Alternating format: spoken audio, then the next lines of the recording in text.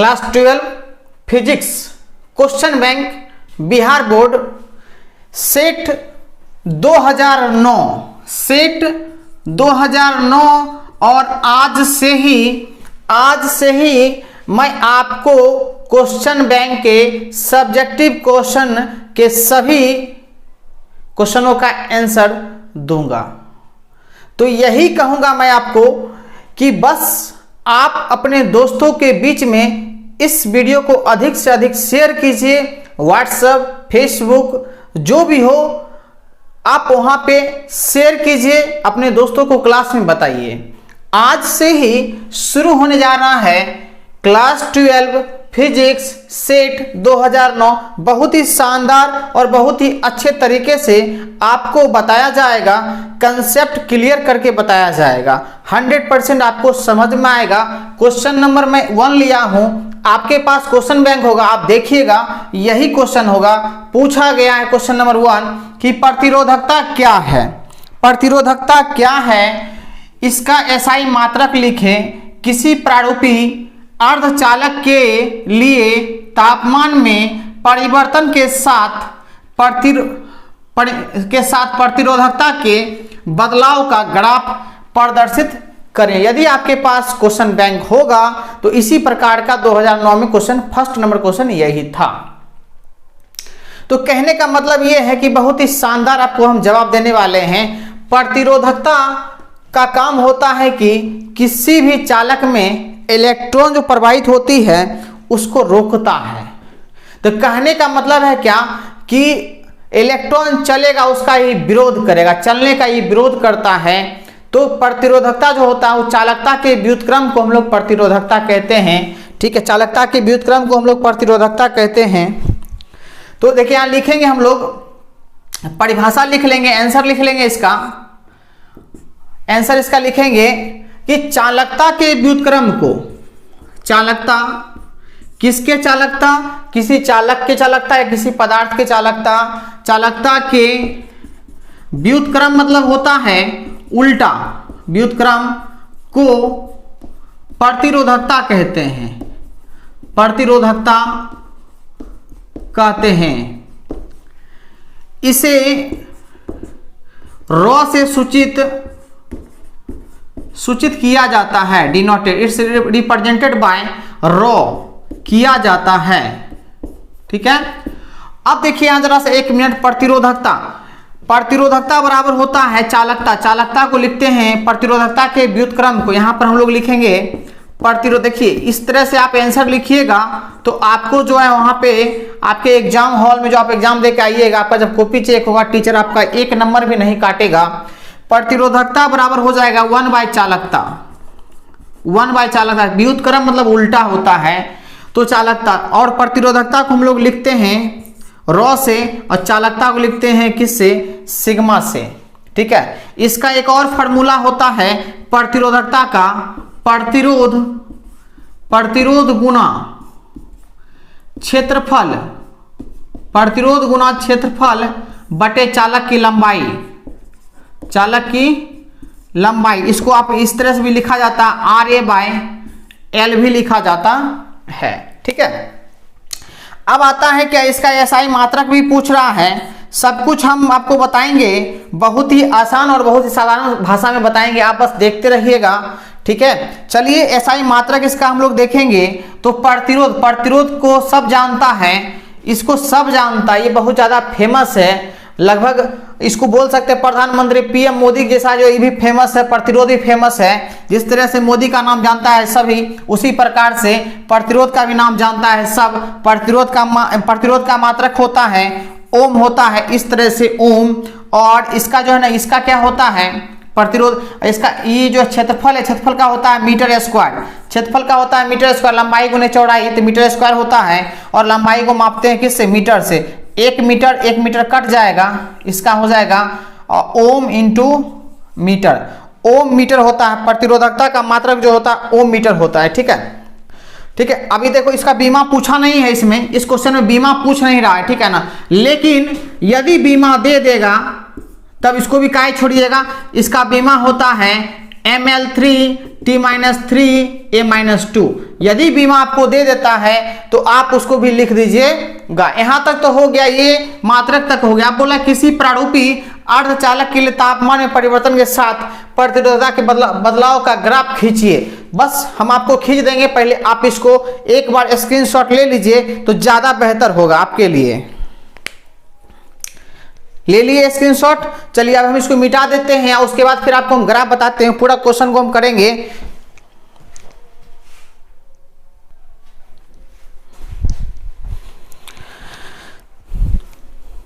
तो आइए दोस्तों देखते हैं। सबसे पहले हम कहता है क्या, तापमान में परिवर्तन के साथ प्रतिरोधकता क्या होता है। अर्धचालक, आप जान लीजिए, पॉइंट भी नोटेड, कि अर्धचालक जो होता है, अर्धचालक सिलिकॉन, आर्सेनिक। तो अर्धचालक जो होता है, अर्धचालक में क्या होता है, ताप जब हम बढ़ाते हैं तो उसका प्रतिरोधकता घटता है। इस बात को आप हमेशा याद रखिएगा। अर्धचालक की प्रतिरोधकता अर्थात प्रतिरोधकता ताप बढ़ाने पर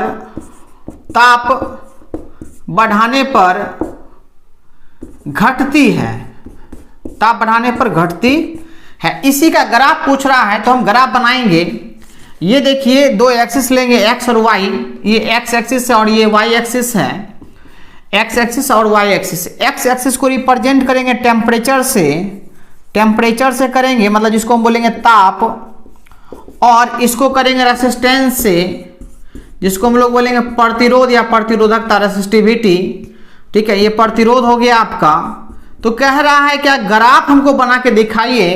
तो ग्राफ हम लोग जानेंगे। सर ने बताया क्या कि ताप बढ़ाने पर प्रतिरोधकता घटती है। जब ताप 0 था तो इसका ग्राफ ये था और ये था। जब हम मान लेते हैं क्या, हम बोल रहे हैं क्या कि प्रतिरोधकता का जब 0 था x, तो मान लेते हैं कि इसका प्रतिरोधकता क्या था, ये था। ठीक है, लेकिन जैसे ही ताप बढ़ा, मान लेते ताप हुआ 5 केल्विन, तो इसका जो है ग्राफ नीचे गिरने लगा। प्रतिरोध क्या हो रहा, घटने लगा। जब 5 हुआ तो आ गया यहाँ पे। जब 10 हुआ टेम्परेचर तो आ गया यहाँ पर। प्रतिरोध देखिए नीचे, धीरे धीरे नीचे आ रहा प्रतिरोध।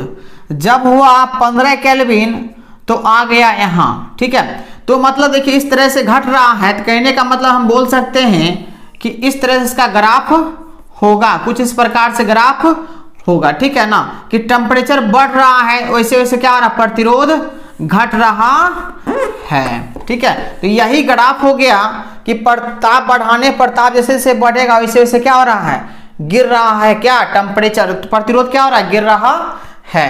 तो यही था आपका दोस्तों। इतना आप बनाइएगा तो आपको मिलेगा 2 नंबर, और 2 नंबर देने से कोई भी आपको काट नहीं सकता है। वो टीचर भी मजबूर हो जाएंगे, आपकी कॉपी चेक करने के बाद वो भी मजबूर हो जाएंगे कि आपको नंबर काटे तो कैसे काटे, और 100% आपको नंबर देंगे वो। चलिए हम क्वेश्चन नंबर 2 के पास चलते हैं और देखते हैं क्या है। आपके पास क्वेश्चन बैंक होगा, आप तो पहले जानते होंगे। मुझे यहाँ लिखना पड़ेगा क्वेश्चन को, तभी आप लोग समझिएगा, क्योंकि कुछ बच्चे होंगे जो कि जिनके पास क्वेश्चन बैंक नहीं होगा, उनको भी दिखाना है।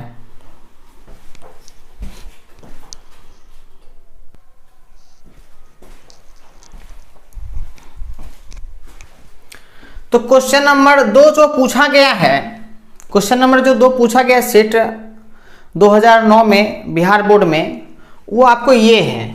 विभव मापी के सिद्धांत को लिखें। 2 प्राथमिक सेलों के विद्युत वाहक बल के तुलनात्मक अध्ययन हेतु प्रयुक्त परिपथ आरेख खींचिए। कुछ इस प्रकार से क्वेश्चन आपको पूछा गया है बिहार बोर्ड में। क्वेश्चन है क्या कि विभव मापी के, सबसे पहले क्वेश्चन समझेंगे, विभव मापी के सिद्धांत को लिखिए। तो हम सिद्धांत ही आपको बताएंगे, ये नहीं बताएंगे विभव मापी क्या है। लेकिन ये नहीं बताएंगे तब वो समझ में नहीं आएगा। ठीक है ना, तो सिर्फ हम मौखिक बोल देते हैं, उसमें लिखना नहीं है, बोल देते हैं। विभव मापी जो है यह एक उपकरण है, और इसकी सहायता से किसी भी सेल मतलब बैटरी, किसी भी सेल के विद्युत वाहक बल या विभवांतर मापा जाता है। इसका अपना प्रतिरोध अनंत होता है। ठीक है, इतना बात आपको हम विभव मापी के बारे में बता दिए। सिद्धांत आता है, तो सिद्धांत होता है कि देखिए, जब किसी चालक तार में धारा प्रवाहित की जाती है, जब किसी चालक तार में कोई तार है, ठीक है ना, कोई तार है, उसमें धारा प्रवाहित किया जा रहा है, करंट उसमें प्रवाहित किया जा रहा है, ठीक है ना, तो करंट प्रवाहित किया जाता है तो उसमें उत्पन्न हो जाएगा क्या, विभवांतर। तो विभवांतर जो होता है उसके लंबाई, उस तार के लंबाई के अनुक्रमानुपाती होती है। समझ में आ रहा है? तो कहने का मतलब यहाँ लिख दिए सिद्धांत, जब चालक तार में धारा प्रवाहित की जाती है तो चालक के किसी भाग का विभवांतर, ठीक है, उस भाग की लंबाई के अनुक्रमानुपाती होती है, चालक के लंबाई के अनुक्रमानुपाती होती है। एक चालक इसमें धारा प्रवाहित किया जा रहा है तो इसके विभवांतर जो होगा, इसके जिस भाग में विभवांतर जो होगा, वो विभवांतर जो है किसके अनुक्रमानुपाती होगा, उस चालक के उस भाग के अनुक्रमानुपाती होगा।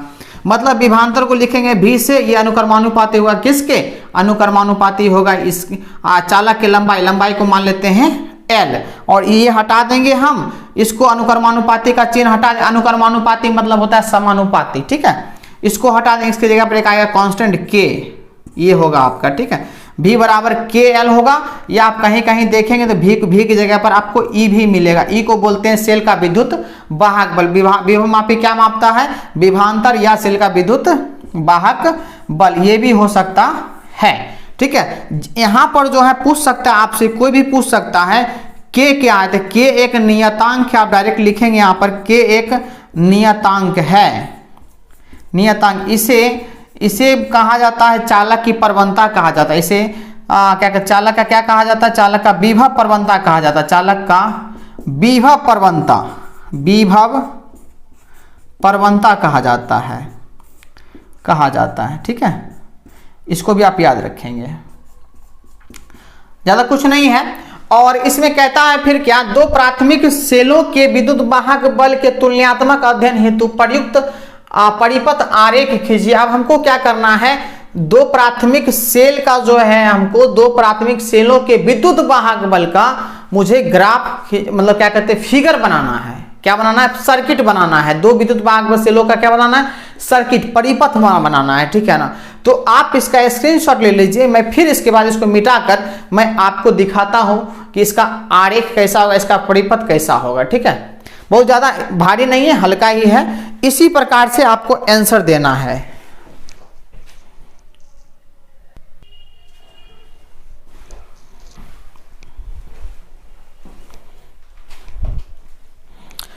तो चलिए आइए देखते हैं सबसे पहले कि अब इसका हम फिगर बनाएंगे। सबसे पहले आपको फिगर बनाने के लिए इसमें जो तार के उपयोग किया जाता है, जो तार जो होता है वो मिश्र धातु का होता है, वो मैग्नीन का तार होता है, मिश्र धातु जिसमें दो या दो से अधिक धातु मिला रहता है, ठीक है ना।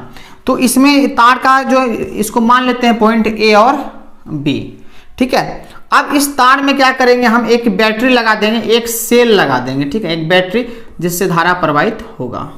ये बड़ा वाला को प्लस कहते हैं, छोटा वाला को माइनस कहते हैं, ठीक है।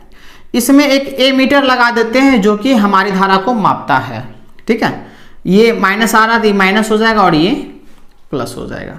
फिर यहाँ से आगे बढ़ाते हैं, यहाँ पे एक लगा देते हैं धारा नियंत्रक जो कि धारा को नियंत्रित करेगा, ठीक है। यहाँ पे देखिए एक कुंजी लगा हुआ है, एक यहाँ पे कुंजी लगा रहता है, आपको इस तरह से ही मिलेगा कुंजी, ठीक है, इस प्रकार से आपको कुंजी मिलेगा। और देखिए नीचे में जो है, यहाँ पे जो देखिए, यहाँ नीचे में जो है लगा रहेगा क्या, आपका वही सेल लगा रहेगा जो बोल रहा है दो प्राथमिक सेल, E1 हो गया ये, और ये हो जाएगा E2। और यहाँ पे एक स्विच होगा, यहाँ पे एक स्विच रहेगा, और इसको भी इससे जोड़ देंगे और इसको भी। आप देखिए यहाँ दो सेल हो गया, A से जोड़ेंगे, धनात्मक से जोड़ेंगे दोनों को, ठीक है ना। ये भी धनात्मक है, ये भी धनात्मक, ये प्लस और ये माइनस, ठीक है। इस तरह से हमने कर दिया। अब क्या करना है ये देखिए, ठीक है। अब करना क्या है, तो यहाँ पे देखिए, ये हो गया आपका यहाँ से यहाँ तक, ये हो गया आपका कुंजी, हो गया की जिसको बोलते हैं। और ये स्केल है, ये क्या है आपका, यहाँ पे देखिए एक स्केल है जो कि स्केल में क्या होता है, 0 से शुरू होता है, और ये क्या 100 तक है, 1 2 3 4 5 6 7 8 9 10, 100 तक हो गया, ठीक है। 0 से लेके 100 तक होता है, ठीक है। मतलब क्या, ये जो मैग्नीन का तार है वो 1 मीटर का है। कितने मीटर का है?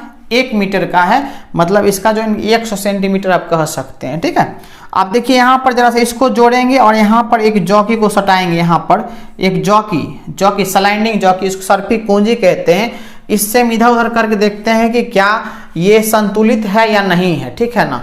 क्या संतुलित मतलब क्या कि विभवांतर जो है वो लंबाई के विभवांतर जो है वो विद्युत वाहक बल के बराबर है या नहीं है। क्या है? विद्युत वाहक बल के बराबर है या नहीं है, ये चेक करते हैं कि सेल का विद्युत वाहक बल ये क्या, ये ए बी जो है आपका, ए बी जो यहाँ पे मैग्नीन का तार है उसके बराबर है या नहीं है। तो ये यहाँ पे एक जॉकी लगा रहता है, जॉकी, इसी जॉकी कहते हैं सर्पी कुंजी को। इसको हम इधर उधर खिसका सकते हैं, एक दूसरा E2 है, इसको भी हम यहाँ पर देखिए जोड़ेंगे। इसको यहाँ पर ये हो जाएगा क्या आपका, ये हो जाएगा इसको J1 बोलिएगा, इसको J2 कहिएगा, ठीक है। इसको J1 उसको J2 यहाँ पे लगा रहता है। 1 मिनट थोड़ा सा इसमें एक गैल्वेनोमीटर भी लगेगा इसमें, ठीक है ना, मीटर लगेगा, ठीक है। 1 मिनट रुक जाइएगा। यहाँ पे जो है यहाँ गैल्वेनोमीटर लगा देते हैं जी, ठीक है। अब ठीक है, तो एक गैल्वेनोमीटर से लगा दिए, जोड़ दिए, ठीक है ना। तो कहने का मतलब मेरा ये है कि गैल्वेनोमीटर से लगा दिए और यहाँ पर जो है स्विच है, यहाँ पर स्विच है, ठीक है ना। जब हमको E1 के लिए ज्ञात करना होगा विद्युत वाहक बल E1 के लिए, ठीक है, तो हम क्या करेंगे, जो कि J1 से जोड़ देंगे गैल्वेनोमीटर को। और जब हमको E2 से ज्ञात करना होगा तो E2 को यहाँ पर इससे जोड़ देंगे और इसको इससे जोड़ देंगे और जॉकी को घसका के देखते हैं कि कब विभवांतर जो विद्युत वाहक बल के बराबर होता है। तो इसी प्रकार का आपको फिगर बनाना है, वहां पर यही है 2 सेलों का विद्युत वाहक बल का तुलना करना, ठीक है ना। तो बारी बारी से करते, दोनों को एक साथ नहीं जोड़ते हैं, पहले E1 निकालेंगे तब E2 निकालते हैं, ठीक है ना। अभी तुरंत आपको बताए थे E बराबर होता है KL होता है, क्या होता है KL। तो इसके लिए हो जाएगा क्या, पहले के लिए E1 बराबर KL1, ये पहले के लिए होगा, ठीक है ना। और दूसरे के लिए क्या हो जाएगा, दूसरे के लिए हो जाएगा E2 बराबर KL2, ठीक है। इसको हम लोग डिवाइड कर देंगे, divided by first upon second, तो आ जाएगा E1 बाय E2 बराबर KL1 बाय KL2। ये देखिए के कट जाएगा, तो यही आया रिलेशन आपका 2 सेलों के विद्युत वाहक बल का तुलना करने पर ये आया आपको L1 बाय L2। तो इतना आप कर लीजिएगा, तो कहने का मतलब है कि आपको जो है 2 नंबर देने से कोई रोकेगा नहीं, लेकिन आप गैस पेपर के चक्कर में यदि पढ़ते हैं तो फिर आपको दिक्कत होने वाला है। सीधी सी बात, आप जितना चाहते हैं जितना नंबर लाने का उतना नंबर नहीं आ सकता है। और थोड़ा सा ये क्षमा चाहेंगे आपसे हम कि ये क्या कहते हैं, बगल अगल में जो है ना वो गीत अभी चल रहा है, शादी का माहौल है, गीत चलता है, तो कभी कभी गाना भी स्टार्ट हो जाता है, ठीक है ना। तो गाना यदि बच जाएगा तो हमारे जो ये वीडियो बनाने का जो प्रयास जो हम कर रहे हैं, मेहनत कर रहे हैं, ये सारा विफल हो जाएगा हमारा प्रयास। क्योंकि उसमें यदि आ जाता है, गाना वाला आ जाएगा यदि, तो कम्युनिटी गाइडलाइंस के खिलाफ है और यूट्यूब मुझे दिक्कत दे सकता है, ठीक है। तो इसलिए मैं कहूँगा कि आज मैं आपको 2 ही क्वेश्चन बताया हूँ, फिर नेक्स्ट डे जैसे कि मुझे टाइम मिलेगा तो फिर मैं उससे आगे बताऊँगा। और इसका जो मैं प्लेलिस्ट में जाके क्वेश्चन बैंक का स्पेशल प्लेलिस्ट में क्वेश्चन बैंक लिख देते हैं, उसमें जो है सारा वीडियो आपको मिलता रहेगा। तो आप यदि नए हैं चैनल कर लीजिएगा सब्सक्राइब और जाइए आप मेरे प्लेलिस्ट में बहुत सारा वीडियो फिजिक्स, केमिस्ट्री, मैथ का है, ऑब्जेक्टिव, सब्जेक्टिव, उसको भी आप देख के अध्ययन कीजिए, ठीक है। फिर मिलते हैं नेक्स्ट वीडियो में।